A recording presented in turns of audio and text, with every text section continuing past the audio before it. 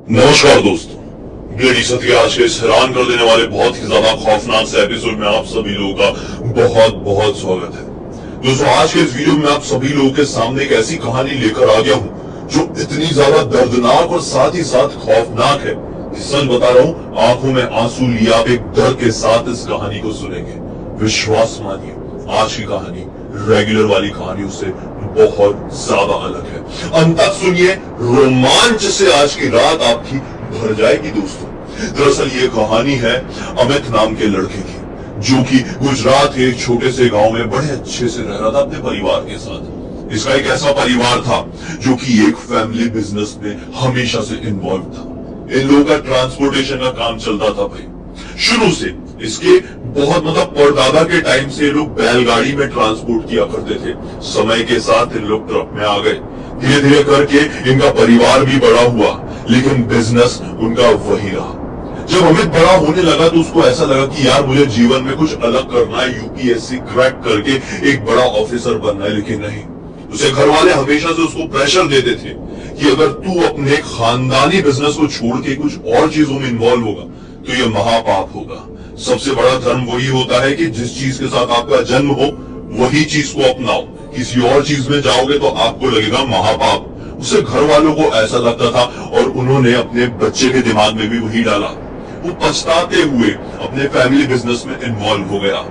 22 साल की उम्र में उसने अपनी ग्रेजुएशन कंप्लीट तो कर लिया, लेकिन अब वो ट्रक चलाना भी पूरी तरह से सीख चुका था।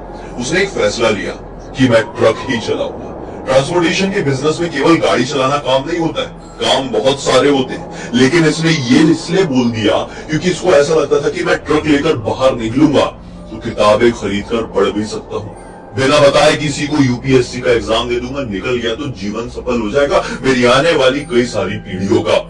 इसी सोच के साथ उसने ट्रक चलाना शुरू कर दिया और अब ट्रक चलाते हुए उसे 3 से 4 महीने हो गए और वो इस काम को बहुत बेहतरीन तरीके से समझ चुका था।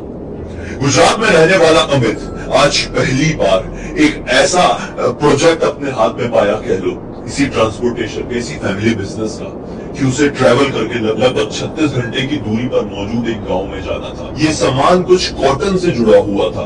वो पूरे सामान को अपने ट्रक में लादा। ये मिनी ट्रक था और निकल पड़ा अपने घर से शाम के तकरीबन 5 बजे के आसपास। जर्नी अभी तकरीबन 10 किलोमीटर की हुई ही थी कि एक जंगल वाले रास्ते में उसके ट्रक के सामने एक बड़ी सी काली बिल्ली आ गई और टकराकर ऑन द स्पॉट अपना दम तोड़ दी। इसको देखकर इसके मन में एक विभत्स वाली फीलिंग आती है ना कि ये मैंने क्या कर दिया, ये मुझसे क्या हो गया। इसे बहुत अजीब लगा, भगवान का नाम लिया और वापस से ट्रक चालू करके आगे बढ़ चला। जर्नी अब तकरीबन 20 घंटे की हो चुकी थी, अभी भी 16 घंटे ट्रैवल करना बाकी था। अमित एक ऐसे गांव की तरफ जा पहुंचा जिस गांव की तरफ वो पहले कभी नहीं आया था। अमित को थोड़ी भूख लग चुकी थी। समय अभी शाम के 4 बजे के आसपास का हो रहा था। अगला दिन आ चुका था। बीच में रुका था, खाना खाया था, ऐसा नहीं है भाई, सोया भी था। लेकिन अब जर्नी करते हुए 20 घंटे का ट्रैवल हो चुका था और वो शाम के 4 बजे या 3:30 बजे के आसपास एक गांव में प्रवेश कर गया। उसने बोला बहुत थकान हो गई है, ट्रक लगाता हूँ, थोड़ा एक नैप कर लेता हूँ। मतलब आपको पता है ना, वैसी वाली नींद जो हल्की सी भी ले लो तो अपना पूरा तरोताजा हो जाता है। वही वाली नींद लेने की इसने सोचा है कि जब वापस से जागा तो पाया, अरे बाप रे, ये तो पूरी एक नींद हो गई। शाम के 7:15 बज चुके हैं। अब इसको मालूम था कि अगर मैंने यहाँ से गाड़ी आगे बढ़ा दी और बीच रास्ते में कोई ढाबा, कोई रेस्टोरेंट, कोई होटल नहीं मिला तो खाना खाने का जुगाड़ नहीं हो पाएगा।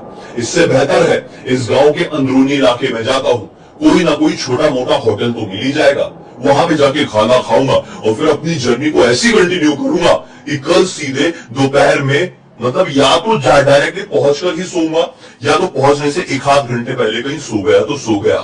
उसने इसी एक सोच के साथ अपना ट्रक आगे बढ़ा और गांव के मिड वाले एरिया में प्रवेश कर गया। उसने पाया कि इस गांव में बहुत ही छोटे छोटे से घर है और जितने भी घर है उस सारे घरों के सामने एक पर्टिकुलर तरह का एक मतलब ऐसा एरिया बना हुआ है जिस एरिया में ज्यादातर बांस की चीजें रखी गई है। इस गांव के सारे लोग, ऐसा लग रहा था, बांस से जुड़ा हुआ कारोबार कर रहे हैं। देखने से ऐसा लग रहा था कि ये लोग पर्टिकुलर एक ही समुदाय के लोग हैं। वो होटल ढूंढते हुए अपना ट्रक आगे बढ़ाया और उसको ऐसा लगा रे गांव खत्म होने वाला है, तो ट्रक से उतरकर उसने सोचा कि अब थोड़ा होटल वगैरह के बारे में पता करता हूँ। ट्रक रोका और सामने ही मौजूद एक वृद्ध व्यक्ति से पूछा कि खाने का जुगाड़ कहीं पर हो सकता है क्या। वृद्ध व्यक्ति ने बताया कि यहाँ से सीधा सीधा जाओ, ये गली कूचे के बाद तुम्हें एक छोटी सी होटल मिल जाएगी, सस्ते में खाना मिल जाएगा, मेरा नाम बोल देना तो तुम्हें थोड़ा सा डिस्काउंट भी मिल जाएगा। ये मुस्कुराते हुए गली कूचे की तरफ आगे बढ़ गया। लगभग 1 मिनट चलने के बाद इसे वो छोटा सा होटल दिखाई दिया। उस होटल के बाजू में भी बैठकर एक महिला, एक समझ लो वो बांस की जो टोकरी होती है ना बड़ी वाली जिसमें सब्जियां वगैरह रखते हैं, वो बना रही थी। ये ध्यान से देखने लगा और यहाँ पे होटल वाले को भी खाने का ऑर्डर कर दिया, खाना खाने लगा। इन लोगों को देखकर उसके मन में क्यूरियोसिटी हुई। होटल वाले से पूछा कि मैं जब से इस गांव में प्रवेश किया हूं, मैंने नोटिस किया कि सभी लोग ये बांस से जुड़ा हुआ बिजनेस अपने घर में कर रही है। घर के हालात या घर के बाहर के एरिया को देख के मुझे समझ में आ गया है, लेकिन आपने जो होटल का बिजनेस शुरू किए हो, आपको कुछ अलग नहीं लगता है? आपका सर्वाइवल कैसे हो रहा है इस गांव में? इसके मन में यूपीएससी को क्रैक करना था, और जिसके भी मन में इस तरह की चीजें होती है, उनके मन में तरह तरह की चीजों को लेकर सवाल उठते हैं। तो इसके मन में भी ऐसा ही सवाल उठा था। इसने सवाल डाल दिया होटल वाले के ऊपर। होटल वाले ने बोला बस जिंदगी चल रही है, सभी लोग इसमें इन्वॉल्व है, तो हमने सोचा कुछ अलग करते और चीजें ठीक ठाक चल रही है। वो खाना खाने लगा। बात बात में एक और बात निकली। होटल वाले ने इस आदमी से, मतलब अपने अमित से पूछा कि भाई आप किस तरफ बढ़ रहे हो? अमित ने बताया कि मैं यहाँ पे जाना हूं, मेरा ट्रांसपोर्टेशन का कारोबार है, तो कॉटन से जुड़े हुए सामान मेरे ट्रक में लगे हुए हैं। यहां से तकरीबन और 16 घंटे का मेरा ट्रैवल है। वहां पर जाने के बाद ही मैं अपनी जर्नी पूरी तरीके से कंप्लीट करूंगा और सोऊंगा, आराम करूंगा। एक्चुअल में अभी बस खाना खा के निकल जाता हूं। ये बात सुनकर बाजू में बैठा हुआ वृद्ध आदमी क्या बोलता है, ये गलती कभी जीवन में कर भी मत देना।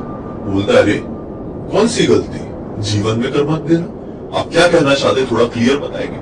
वृद्ध व्यक्ति बोलता है कि जो इस गांव में अपनी मर्जी से प्रवेश कर लेता है, वो कभी भी अपनी मर्जी से बाहर नहीं निकल सकता। वो निकलेगा तो हमारे बोलने की वजह से। ये बात सुनकर अमित को थोड़ा रूड साउंड किया। अमित ने बोला, ये कैसी बात कर रहे हैं आप? हम तो अभी निकल जाएंगे, हमने आपको कुछ बिगाड़े नहीं है, और हमारा तो इस गांव में कुछ बच नहीं गया है, बताइए क्या प्रॉब्लम है? वृद्ध व्यक्ति की बात को काटते हुए वो होटल वाला आदमी कहता है कि शायद इसको बुरा लग गया होगा, इसलिए मैं समझाता हूँ। होटल वाला आदमी वृद्ध आदमी की बात पूरी करते हुए अमित से कहता है कि दरअसल आज है अमावस की रात, और अमावस की रात में इस गांव से कोई भी बाहर नहीं जा सकता है, और अगर निकलता है तो उसे जानलेवा श्राप का सामना करना पड़ता है। ये बात सुनकर अमित पूरी तरह से कंफ्यूज हो गया। कम उम्र का तो था ही। अमित को और भी ज्यादा एक्साइटमेंट हुई कि आखिर होटल वाला और ये वृद्ध आदमी बताना क्या चाह रहे हैं। अमित ने फिर से पूछा, क्या पूरी बात बताएंगे? कौन से श्राप की बात कर रहे हैं आप?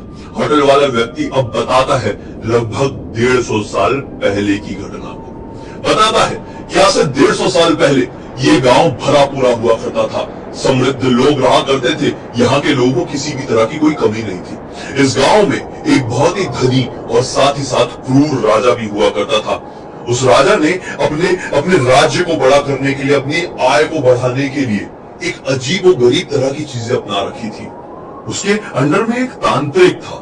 वो उसे ये बताकर रखा था कि हर अमावस की रात को अगर वो एक बलि देगा, चाहे वो नर बलि हो या पशु बलि, तो उसकी जो ये सभा है, उसकी जो प्रजा है, उसका जो शासन है, वो फैलता जाएगा और समृद्धि उससे कदम चूमेगी।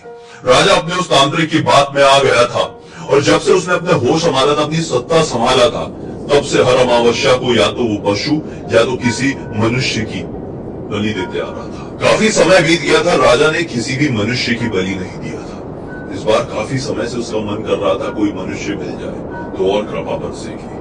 आज थी बारिश की रात, घनी बारिश हो रही थी, जोरों की बिजली चमक रही थी। इस गांव में, राजा के ही उस राज्य में, एक बूढ़ी औरत रहा करती थी।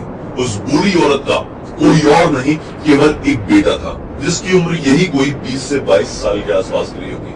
होटल वाले ने बताया अमित को कि ये तुम्हारी उम्र का ही उस बूढ़ी औरत का बेटा रहा होगा। बूढ़ी औरत तबीयत खराब होने की वजह से उस बारिश की रात में जोर जोर से तड़पने लगी। बेटा अपनी माँ की ऐसी हालत को देख नहीं पाया और उसने बोला कि मैं पैदल भाग कर जाऊंगा और अपने ही घर से 3 मील की दूरी पर स्थित वैद्य के घर पे जाकर वैद्य को यहाँ पर लेकर आऊंगा ताकि माँ ठीक हो सके। जोरों की बारिश हो रही थी। बेटे ने आओ देखा ना ताओ भरी बारिश में निकल गया और जंगल से गुजरते हुए वो जैसे ही वैद्य के घर में पहुंचने वाला था कि राजा के क्रूर सैनिकों की नजर इसके ऊपर पड़ गई। उसको पकड़ लिए, बंदी बनाकर जंगल के बीचों बीच मौजूद एक बड़ी सी गुफा में लेकर गए, जहां पर राजा अपने उसी तांत्रिक के साथ बैठा हुआ था। गुरु राजा और उस तांत्रिक को अपना अनुष्ठान पूरा करना था। ज्यादा बात नहीं किए, तुरंत ही उस बच्चे का जो धड़ है उसके सर से अलग कर दिए। अब किस्मत से कहो या बदकिस्मती से, ये सब कुछ होते हुए गांव के एक लकड़हारे ने देख लिया। वो भागा भागा बुढ़िया के पास पहुंचा और सारी बात बता दिया। बुखार से तरबतर बुढ़िया अपने घर से उठी और भरी बारिश में उस गुफा में जा पहुंची। अपने बेटे को ऐसी हालत में देखकर वो पूरी तरह से टूट गई और अपने रोते हुए मन के साथ उस राजा को श्राप दे डाली कि आज से कुछ ही दिनों के अंदर तेरा पूरा खानदान इसी तरह से तड़प तड़प के खत्म हो जाएगा और आज के बाद से इस गांव की सीमा से तू और तेरा वंश तो क्या, कोई भी व्यक्ति बाहर निकलेगा तो उसे मौत का सामना करना पड़ेगा। ये खतरनाक श्राप देकर बुढ़िया ने भी अपना देह त्याग कर दिया। उसे कुछ ही सालों के अंदर राजा के पूरे खानदान, पूरे वंश की मौत संदिग्ध तरह से हो गई। लेकिन सभी लोगों ने नोटिस किया कि राजा की मौत के बाद अमावस्या की रात को कोई भी इस गांव की सीमा से बाहर निकलता तो उसकी मौत हो जाती। मौत का कारण कभी समझ में नहीं आता। तब से लेकर आज तक 150 साल बीत चुके हैं। अमावस्या की रात को हमारे गांव की सीमा में अगर कोई प्रवेश कर लेता है तो बाहर नहीं निकलता है। अगर निकलता है तो अपने घर नहीं, डायरेक्टली ऊपर वाले के घर पर पहुंचता है। तुम्हें भी अपना जीवन बचाना है तो आज रात बिताओ, कल सुबह होते से ही पहली किरण के साथ सूरज की तुम यहाँ से प्रस्थान कर जाना। हम में से कोई नहीं रोकेगा, रोक रहे हैं तुम्हारी ही भलाई के लिए। ये सारी चीजें सुनकर अमित अंदर ही अंदर काफी ज्यादा एक्साइटेड सा फील करने लगा। उसने सोचा कि अब कुछ भी हो जाए मुझे ये चीज एक्सपीरियंस तो करना ही है। ट्रक उसका इस होटल से थोड़ा दूर खड़ा हुआ था बाहर की तरफ। उसने बोला ठीक है मैं रुक जाता हूँ, ट्रक को अच्छी तरह से लॉक करके आता हूँ, फिर आप बताएंगे वहां कहीं सो जाऊंगा। ये कहकर वो उठा और बाहर की तरफ अपने ट्रक की तरफ बढ़ गया। उसने सोचा ये अच्छा मौका है, ट्रक में बैठता हूँ और निकल पड़ता हूँ। इस वक्त रात के तकरीबन 9 बज चुके थे। बैठे बैठे इतनी बात करते करते इतना समय बीत गया पता ही नहीं चला था। उसने अपना ट्रक स्टार्ट किया और तेजी से भगाना शुरू कर दिया। गांव में जितने भी लोग अपने घर से बाहर थे, कुछ काम कर रहे थे, हैरानगी से उस ट्रक की तरफ देख रहे थे। सबको पता था कि आज अमावस्या की रात है और ये कौन ट्रक चालक है जो कि इस गांव की सीमा से बाहर निकलने की हिम्मत कर रहा है। कुछ ही मिनटों में ट्रक चालक अमित अपने ट्रक के साथ गांव की सीमा को क्रॉस कर देता है और कुछ ही मिनटों बाद अमित ये सोचने लगा कि अरे मैं तो इतनी आगे आ गया, कुछ हुआ नहीं अब तक, चलो मोबाइल में कुछ गाना लगा देता हूँ और सुनते सुनते आगे बढ़ूंगा। उसका ध्यान मोबाइल में गया ही है कि जोर से ट्रक से कुछ टकराने की आवाज आती है। अमित घबरा जाता है और तुरंत ही ट्रक रोकता है। उसकी हिम्मत नहीं हो रही थी नीचे उतरकर देख ले, क्योंकि अंदर बैठे बैठे ये क्लियर समझ में आ रहा था कि उसने एक बूढ़ी औरत को टक्कर मार दिया है। बूढ़ी औरत उसके ट्रक से तकरीबन 20 फीट की दूरी पर पड़ी हुई थी। खून की मानो नदी से बहने लगी थी। अमित बहुत ज्यादा घबरा गया। अमित को वो बिल्ली वाला दृश्य याद आने लगा कि किस तरह से उसने कल जब वो ट्रक लेकर निकल रहा था बिल्ली को टक्कर मारी थी और अब इस बूढ़ी औरत को। अमित ने सोचा यहाँ से निकल जाता हूँ वही बेहतर है। इसी एक सोच के साथ उसने अपने ट्रक को स्टार्ट करने की कोशिश किया, लेकिन ट्रक स्टार्ट ही नहीं हो रहा। अमित घबरा गया कि ट्रक चालू क्यों नहीं हो रहा है। एक बार उतर के देख लेता हूँ और जल्दी जल्दी यहाँ से निकल जाऊंगा। अमित ट्रक से उतरने की जैसी कोशिश करता है मानो दरवाजा लॉक था। अमित ने अब जोर से दरवाजे को धक्का मारा, दरवाजा खुल गया। अमित जैसे बाहर की तरफ आया है जोर से कुछ फटने की आवाज आई। अमित ने पाया कि अरे ट्रक का हेडलाइट फूट गया है। वो घबरा गया और सोचा कि जो भी हो ट्रक चालू करके यहाँ से भागना चाहिए। ट्रक स्टार्ट करने की कोशिश के साथ अमित की नजर बाहर पड़ी हुई उस बूढ़ी औरत के ऊपर पड़ी। उस औरत के शरीर में कुछ हलचल हुई और वो औरत खड़े होकर ट्रक की तरफ धीरे धीरे आगे बढ़ने लगी। अमित समझ गया कि ये मेरी मौत का वक्त आ चुका है। उसे वो होटल वाले की सारी बातें याद आने लगी। उसने अपने मन ही मन बोला हो ना हो सामने वो बूढ़ी औरत कोई और नहीं, वही बूढ़ी औरत है जिसने वो श्राप इस गांव को दिया था। उसने सोचा कि ट्रक से उतरता हूँ, पैदल दौड़ के भागूंगा। ट्रक से उतरा, पैदल भागने की कोशिश किया ही है कि औरत जो उससे काफी दूर दिखाई दे रही थी 10 फीट की दूरी पर, वो अचानक से उसके सामने आ गई। अब जोर की बिजली कड़की और बिजली की कड़क के साथ औरत का खौफनाक चेहरा जैसी अमित को दिखाई दिया है। अमित की सांसें इतनी तेज बढ़ गई, हार्टबीट इतनी तेज हो गई कि आंखों के सामने पूरा अंधेरा छा गया और अमित तुरंत बेहोश। अब कुछ देर बाद बारिश की बूंदें अमित के चेहरे पर पड़ी। वो हड़बड़ाता हुआ उठा। उसे दिखाई दिया ट्रक है, जंगल है, बूढ़ी औरत नहीं है, कुछ और दिखाई नहीं दे रहा है। अमित को लगा मेरी मृत्यु नहीं हुई है, मैं बच गया हूँ। वो भागता हुआ ट्रक में चढ़ा, मोबाइल में टाइम देखा, 4:38 का हो रहा था। अंधेरा अभी भी था। उसने तुरंत ट्रक वापस से चालू करने की कोशिश किया। इस बार ट्रक चालू हो गया। अमित ने शुक्रिया अदा पूरा किया भगवान का, और ऐसा गाड़ी भगाया कि 1 घंटे के अंदर वो अगले शहर में मौजूद एक ढाबे में पहुंचा। वहां पे पहुंचने के बाद ही उसने चैन की सांस लिया, लेकिन अपने दिमाग में एक ऐसा ट्रॉमा ले लिया कि उसे समझ में ही नहीं आया कि मेरे साथ क्या हो गया। काफी दिनों तक उसने किसी से बात नहीं कर पाया। हालांकि काम करता था, लेकिन अपने आप में खोए यूपीएससी का सपना भी पूरा टूट गया। कुछ समझ में नहीं आ रहा था जीवन में क्या करे। अभी कुछ ही समय पहले वो समझा है। 5 महीने पहले यह घटना हुई थी।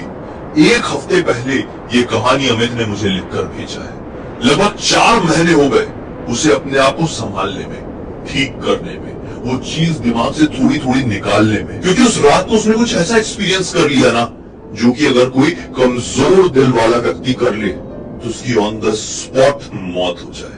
दरअसल अमित को आज भी ऐसा लगता है कि उसकी जान उस रात को केवल और केवल इसलिए बची कि शायद उस बुरी औरत की आत्मा को अमित के अंदर उसका बेटा दिखाई दिया होगा।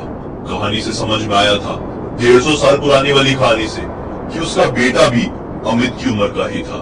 वो भी अपने जीवन में कुछ करना चाहता था। उसकी भी मौत अकेले में हुई थी, जब उसको बचाने वाला उसका अपना कोई भी नहीं था।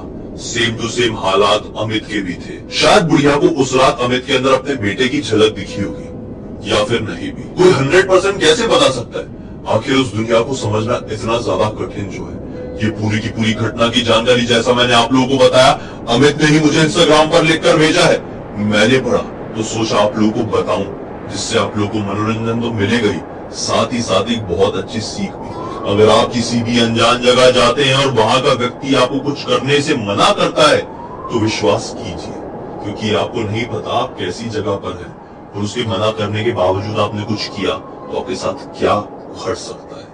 तो उम्मीद करता हूं दोस्तों इसी एक नोट के साथ इस कहानी के अंत करने की परमिशन आप लोग दे देंगे। अब तक इस वीडियो को देख रहे हैं तो लाइक जरूर कर देना, चैनल को सब्सक्राइब करके बेल आइकन दबा के ऑल के ऑप्शन में क्लिक करना, क्योंकि इसी तरह के हैरान कर देने वाले खौफनाक वीडियोस डेली आप लोगों के सामने लेके आता रहता हूं। इंस्टाग्राम की लिंक इस वीडियो के डिस्क्रिप्शन बॉक्स में मिल जाएगी, क्लिक करके डायरेक्टली वहां पर पहुंच जाना। और इसी तरह की कोई भी कहानी, टॉपिक या जानकारी आप लोगों के पास भी है तो लिंक भेजना। हो सकता है मेरा अगला वीडियो कल आप लोगों के हिसाब से कर रहा हूं। चलिए कल फिर से मिलता हूं, तब तक के लिए बहुत बहुत धन्यवाद। आप लोगों का दिन शुभ हो।